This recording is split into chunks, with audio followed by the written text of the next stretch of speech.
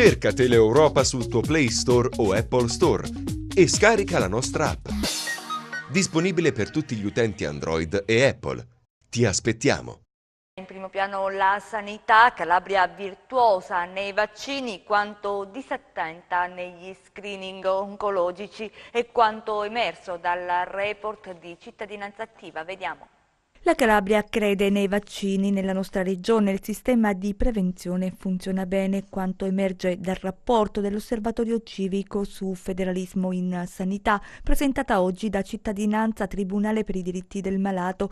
I dati si riferiscono al 2016. In particolare la Calabria occupa i primi posti in Italia con una percentuale di oltre il 95% sulle vaccinazioni obbligatorie. Il riferimento è a polio, difterite, tetano ed epatite B, copertura che ha percentuali sensibilmente più basse, ci attestiamo al 57% per quanto riguarda morbillo, parotite e rosolia.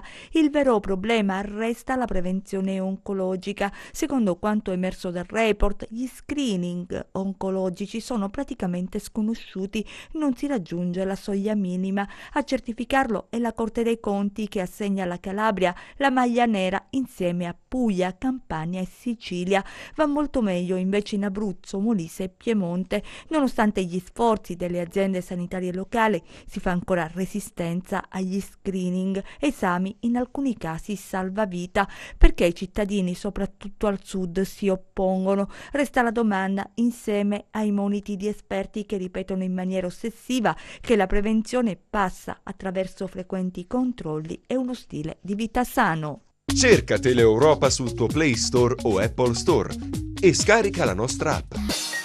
Disponibile per tutti gli utenti Android e Apple. Ti aspettiamo.